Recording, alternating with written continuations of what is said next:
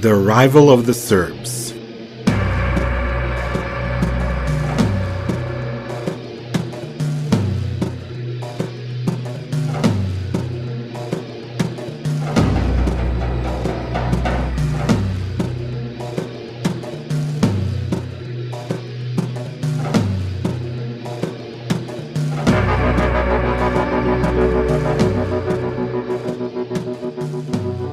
The year is 630 AD. During the last 15 years, Slav tribes found their new homeland on the territory of the Byzantine Illyricum.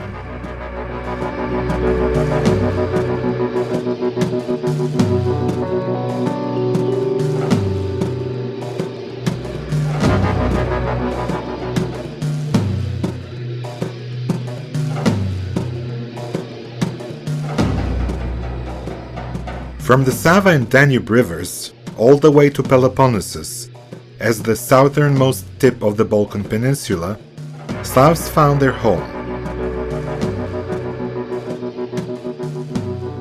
Different tribes live in the territories called Sclavenias by Byzantine chroniclers. These are tribal areas with limited central authority of their chieftains.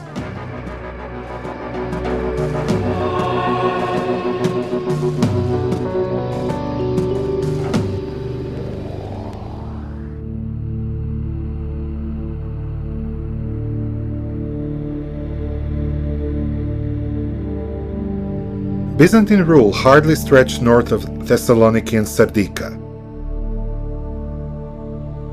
Destroyed cities of Illyricum bore silent witness of the former Romeus' presence in these areas.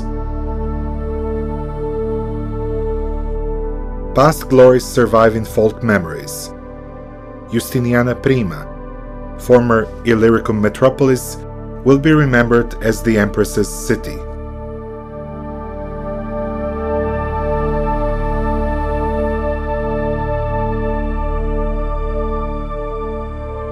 Names of the hundreds of Byzantine towns throughout Illyricum will be lost, and the memory of them will be replaced by the generic Serb for abandoned town, Gradina or Gradište. Memory of the inhabitants of the Illyricum will in Slav memory be equated with Greeks, Greek cemeteries, Greek towns.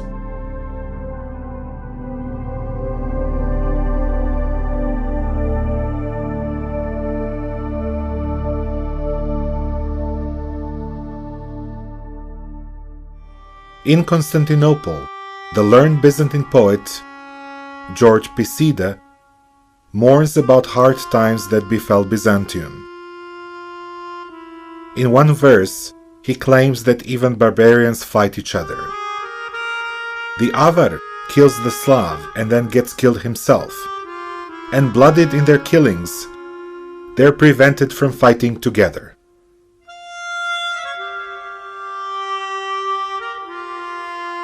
This single piece of information makes us suppose that there was some serious fighting between Avars and Slavs following the failed Avar-Slav siege of Constantinople in 626.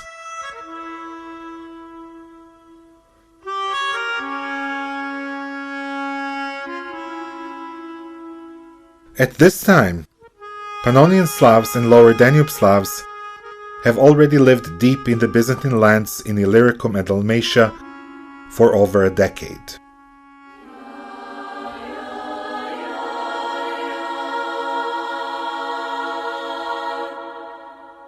Therefore, it is very likely that the poet's words refer to clashes between Avars on the one side and Serbs and Croats on the other.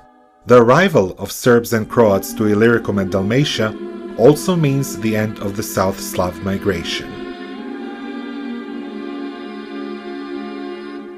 The only account of the Serb migration into the former imperial province of Dalmatia is De Administrando Imperio by the Byzantine Emperor Constantine VII Porphyrogenitos.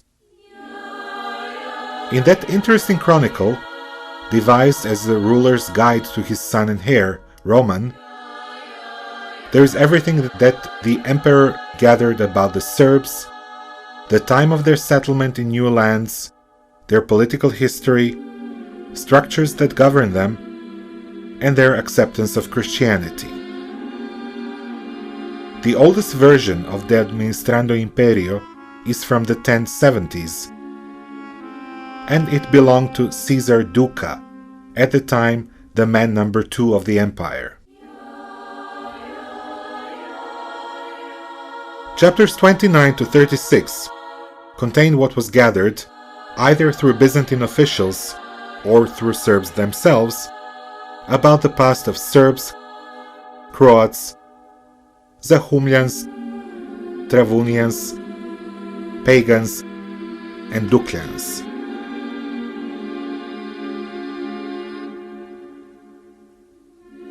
At the time of Constantine Porphyrogenitus, in the mid-10th century, people in Byzantium knew that the former province of Dalmatia consists of 6 South Slav political units. It was specifically said that Zahumljans, Travunians, and Pagans were of the Serb origin.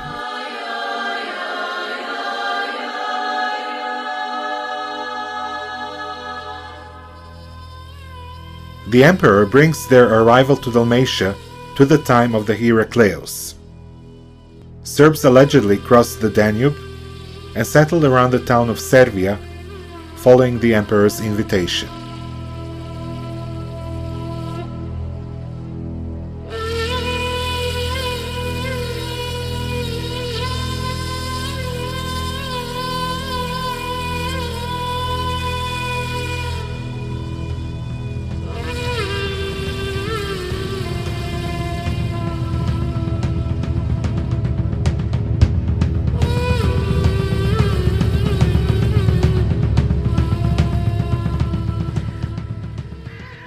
After some time, they decided to go back to their old homeland. After being granted leave by the emperor, they reached Singidunum, present-day Belgrade, and then, after seeing that Avars re-established their Haganate and domination over Pannonian Slavs, changed their mind and asked, through the Byzantine commander of Singidunum, that Heraclius give them new lands for settlement.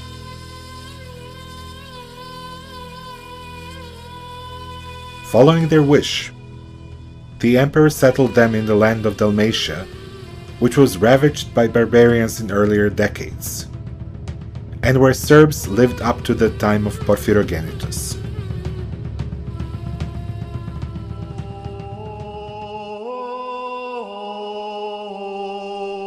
It is hard to tell to which extent is Porphyrogenitus' story about the arrival of Serbs a product of his own imagination, and to which extent it relies on Serb folklore. What follows, based on reliable testimonies from that time, is the fact that a friar Martin, as Pope's emissary around 640 AD, bought captured Christians around Dalmatia.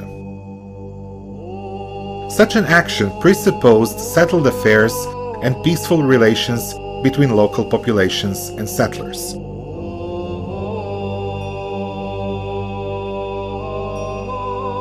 According to Constantine Porphyrogenitus, Serbs and Croats were, after defeating Avars, as Byzantine allies, given land by the Byzantine Emperor Heraclius, and hence became the factor of peace and stability in the area south of the rivers Sava and the Danube.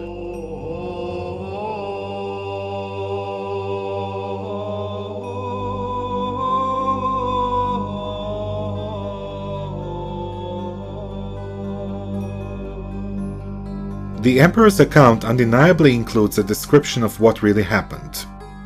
The seaside cities of Zadar, Trogir, Split, Dubrovnik, Budva, Kotor and Ulcinj all survived and, as far as we know, were not raided by